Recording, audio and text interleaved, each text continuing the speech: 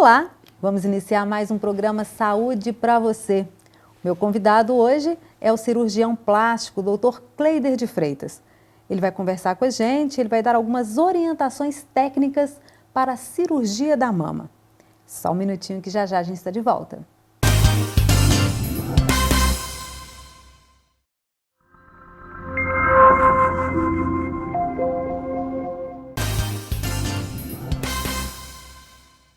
Estamos de volta com o programa Saúde para você.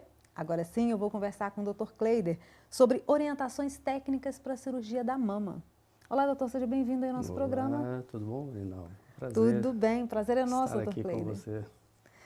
Dr. Cleider, antes da gente entrar exatamente no tema, né, o senhor vai orientar a gente sobre as técnicas da cirurgia plástica da mama, fala pra gente primeiro, a gente tem visto tantas notícias hoje, né, de complicações de cirurgia, que a gente sabe que cirurgia plástica, quando se segue, né, o caminho correto, a chance de complicação é mínima. E a gente tem visto alguns acontecimentos, né, a gente tem acompanhado pela mídia algumas complicações.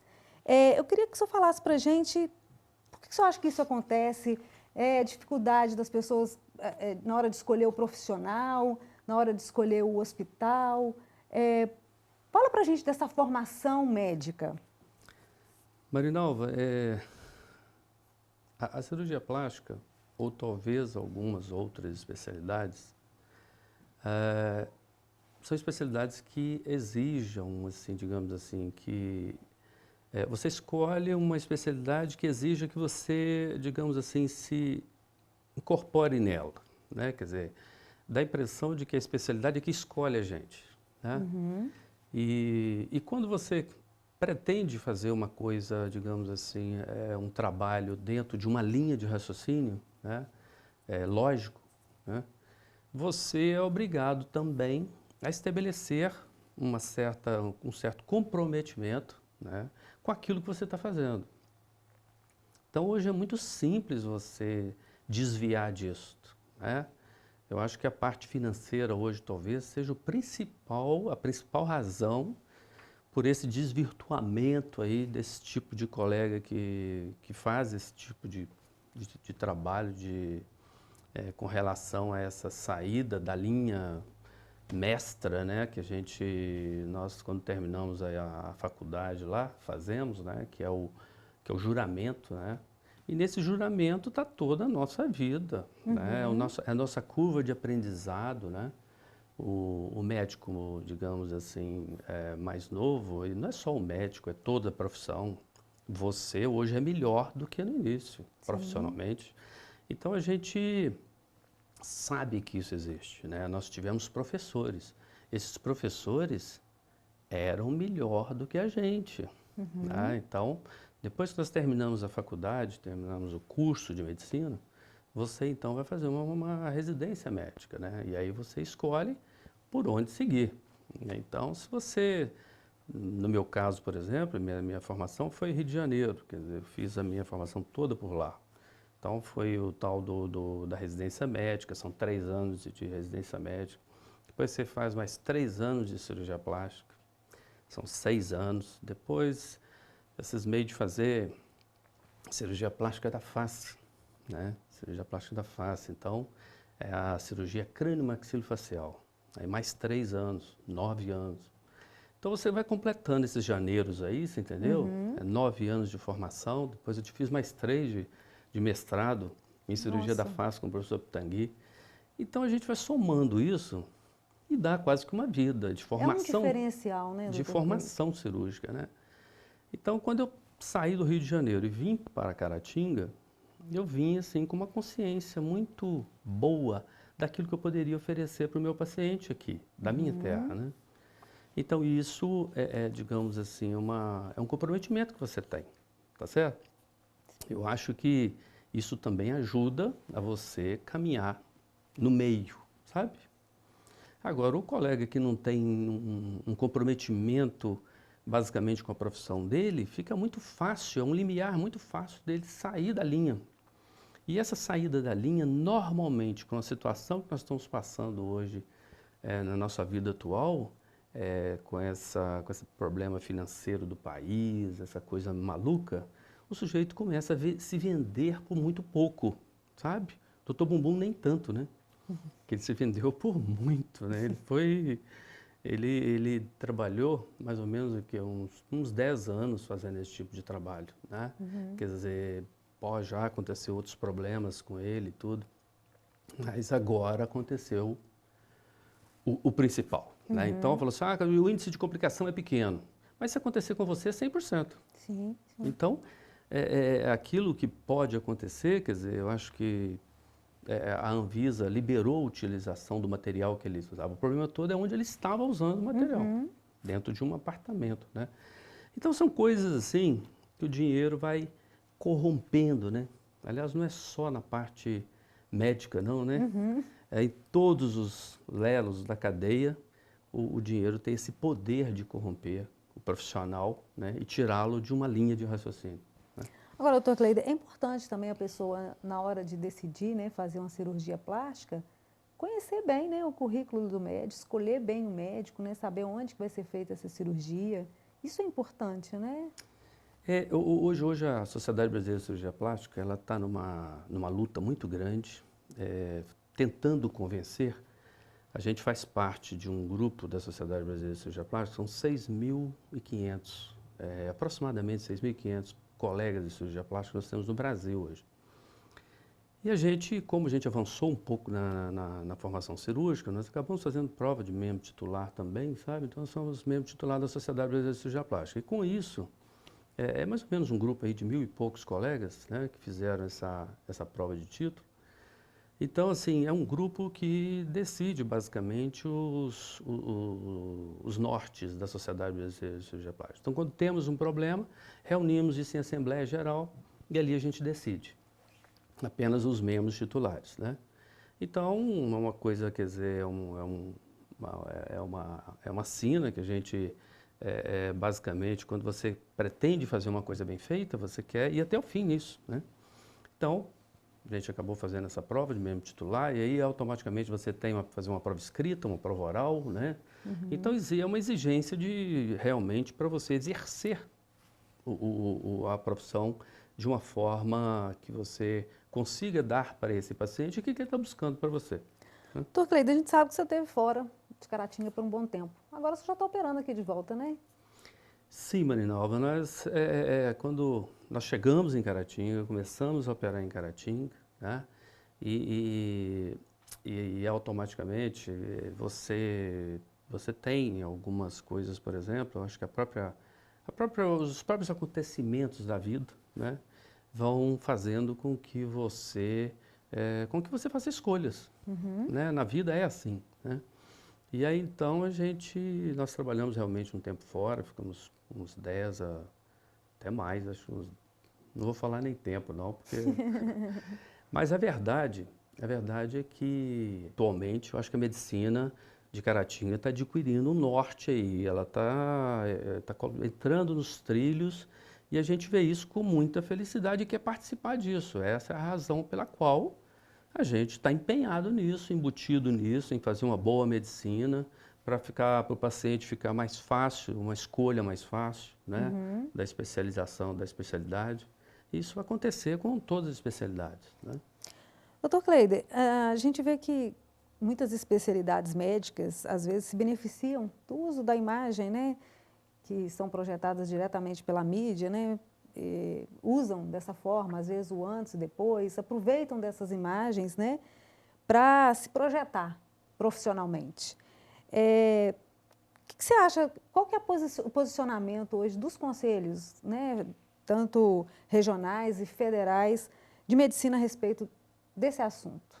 Esse assunto é muito sério, Marinalva, muito sério, porque é como se você estivesse separando o joio do trigo, né? E como separar esse joio do trigo? Então chega um profissional para você e fala que eu vou fazer essa cirurgia dessa forma, que vai ser desse jeito, mostra fotografias, influências, faz fotografias durante o ato cirúrgico para mostrar na mídia, é o telefonezinho tocando direto. Então, quer dizer, é uma forma um pouco, digamos assim, agressiva de mídia, né? Porque quando você tem realmente alguma coisa bem sedimentada para oferecer, normalmente você não faz isso. Você espera que o paciente faça a escolha dele, né? Então, para esse tipo de coisa, por exemplo, o Conselho Federal de Medicina está batendo muito forte nisso, para evitar que essas coisas aconteçam, mas nosso país tem um defeito seríssimo. Ele só tem fiscalização quando acontece o problema. Doutor Bumbum, quer dizer, o sujeito matou uma paciente, entre aspas, e de repente ele foi crucificado. Tá Precisou de alguém morrer para Precisa de chamar alguém atenção. morrer para, Entendi. digamos assim, ter uma eficiência Aí se mostra na fiscalização, vem a polícia, vem... Poxa, né? Então nós temos que muito melhorar nisso, você entende? O Conselho Federal de Medicina parece que está batendo um pouco mais forte nessa tecla, né? Fazendo promoções, divulgações, fazendo um chamado para o médico para ele, digamos assim, para evitar esse tipo de mídia, né? Mas o problema todo é o tal do Instagram, do WhatsApp, que são mídias fechadas, Sim, tá sim. certo? E que às vezes eles nem têm como fiscalizar esse tipo de coisa. Então o sujeito faz a propaganda dele de uma forma e o Conselho Federal de Medicina nem está sabendo que ele está fazendo exposição de caso cirúrgico pré e pós. Mas a minha orientação principal é para aquele paciente que deseja fazer uma cirurgia de forma segura, no local seguro, que envolve segurança em cirurgia plástica, é ir lá no www.cirurgiaplástica.org.br. Ali ela vai encontrar todas as informações, você entende, do médico que ela tem na cidade dela, qual é o posicionamento desse médico, se ele faz parte, se ele é especialista, se ele tem alguma forma de oferecer para ela essa segurança. Então é lá. Esse é o site, www.cirurgiaplástica.org.br. Então, você acessando esse site, você vai ali, você escolhe um cirurgião plástico que tem especialidade, que fez prova para adquirir essa especialidade, Então, isso é muito importante. Isso mesmo. Nós vamos para um pequeno intervalo. Programa Saúde para você, volta já.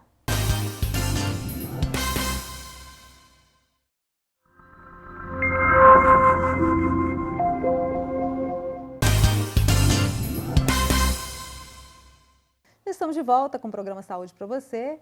Hoje conversando com o Dr. Kleider, que é cirurgião plástico, sobre orientações técnicas para a cirurgia da mama. Dr. Kleider, então vamos ao tema, né? Cirurgia da mama. O que leva uma pessoa a procurar uma cirurgia plástica da mama, Dr. Kleider? No nosso dia a dia, no nosso consultório, nós nos deparamos com vários tipos de paciente procurando a melhora estética da mão, né?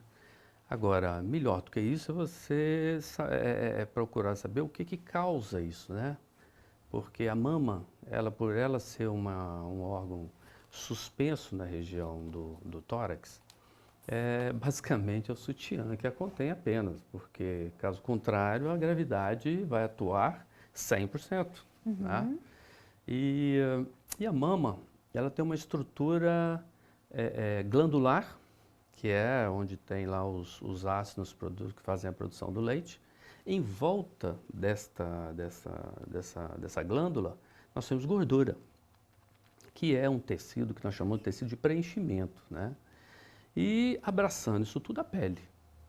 Então a pele, ela basicamente, ela está ali abraçando toda essa estrutura.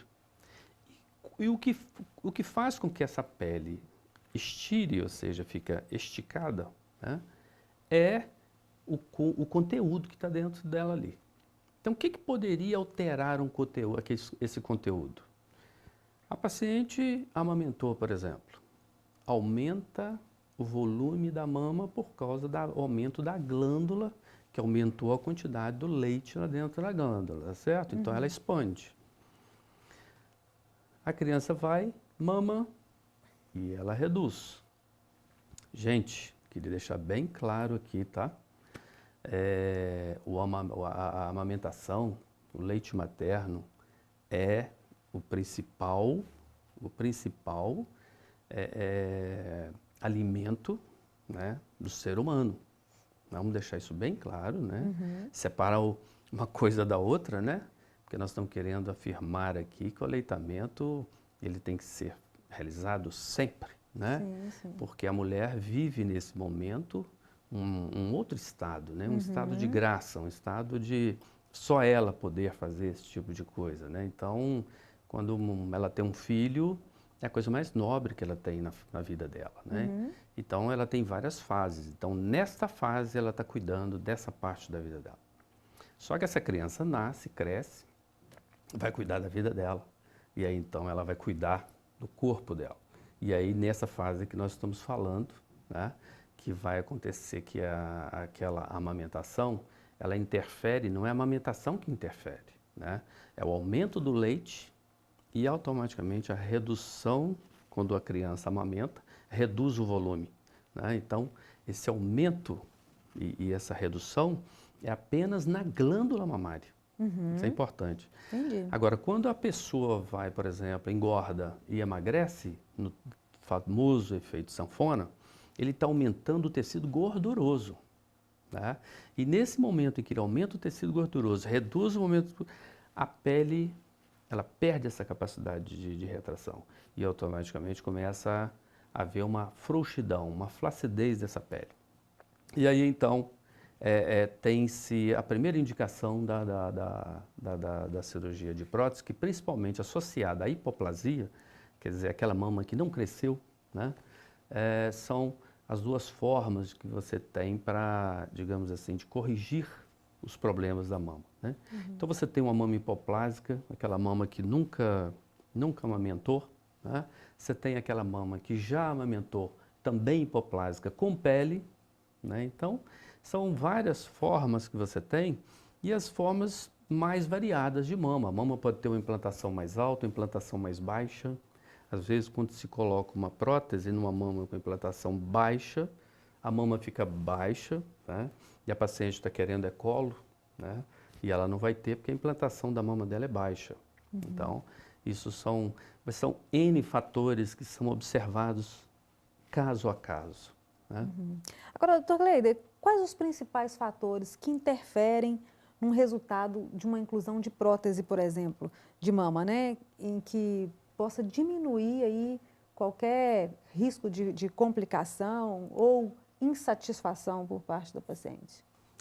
A paciente, ela, como a gente disse, ela vai me procurar porque ela nasceu com a mama pequena e quer aumentar. Eu acho que talvez essa seja a grande indicação de prótese de mama, na minha opinião, né? Aquela mama pequena que ela nunca desenvolveu e você vai lá e coloca uma prótese e muda o estado psicológico daquela pessoa, né? Melhora o estado psicológico dela. Tem aquela mama para aquela paciente que já deu de mamar, já teve a vida reprodutiva dela, a mama ficou flácida e você também vai lá e coloca uma prótese, estica aquela pele com pouca cicatriz, né? Tem aquela também que teve uma pitose mamária, teve um excesso, pitose é a queda da mama, né? Ela está com a queda da mama, quer colocar a mama na posição, e aí então você faz uma plástica mamária associada à prótese para dar o colo mamário, que esse colo mamário, queira ou não queira, a mama, você só vai conseguir esse colo mamário, né, através da prótese de mama. Infelizmente, não tem mamoplastia que te dê um colo mamário semelhante ao de uma prótese. Então, essa busca pela prótese de mama, numa cirurgia de mama, ela é exatamente às custas desse ponto, né? Agora, são 3 fatores que realmente a mulher não pode deixar de ver quando pretende colocar uma prótese de mama. Primeiro, o tipo de mama, o tipo de prótese que ela está querendo colocar, né? Hoje, por exemplo, você tem próteses com garantia vitalícia. O que é garantia vitalícia, né? Poxa, ela tem garantia vitalícia contra a ruptura.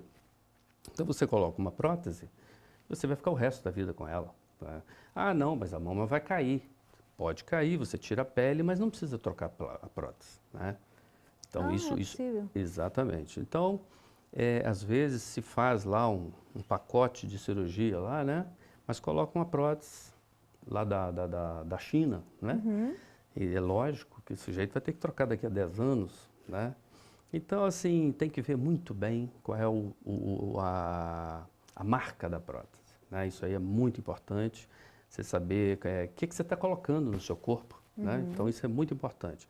Tem aquele que tem garantia de validade de 10 anos e tem aquela garantia vitalícia, né? Contra a ruptura. Então, esse é um fator fundamental. E outra coisa que vai influenciar diretamente no resultado de uma prótese de mama é onde colocar, é o posicionamento dessa prótese. Ela pode ficar atrás da glândula, ela pode ficar atrás do músculo, ela pode ficar atrás da faixa do músculo.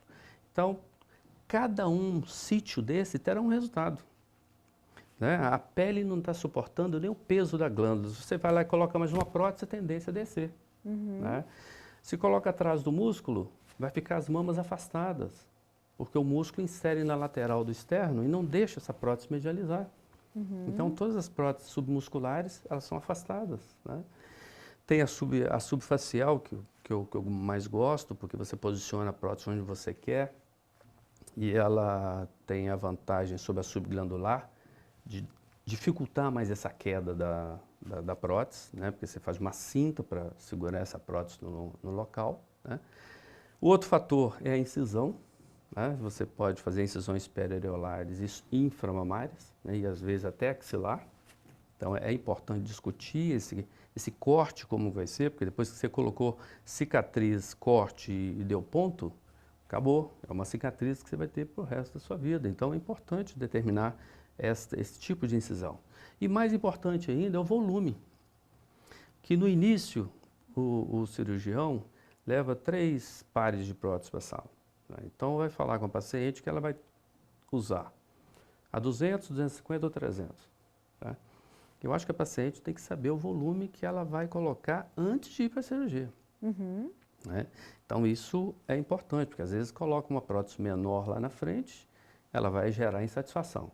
E se coloca uma prótese muito grande também, gera insatisfação e ela não vai conseguir nem ficar com essa prótese. Porque a mama pequena, a prótese pequena, você pode de repente falar, pô, eu gostaria de colocar um pouquinho maior.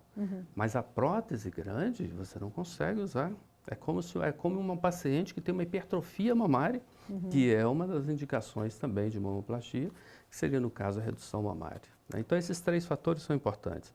É o posicionamento da prótese subglandular, submuscular, subfacial, discutir essas 3 situações com o seu paciente, com o seu médico, a incisão que vai ser e o volume que vai ser colocado. Isso aumenta muito o grau de satisfação da paciente no pós-operatório dela.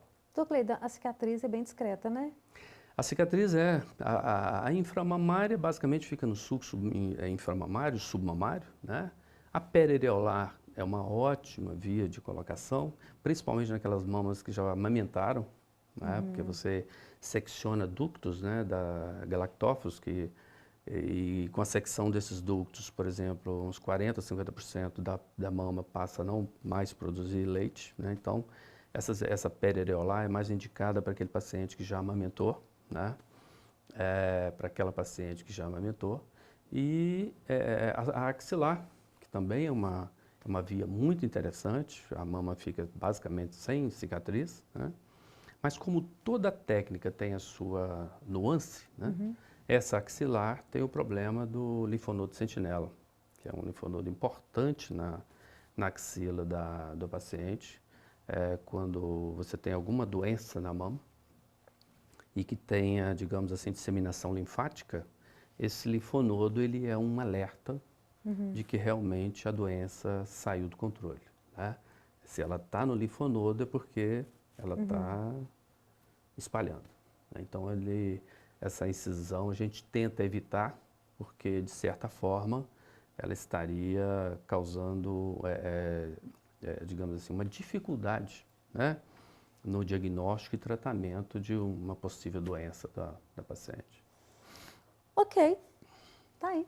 Mais uma dica do Programa Saúde para você.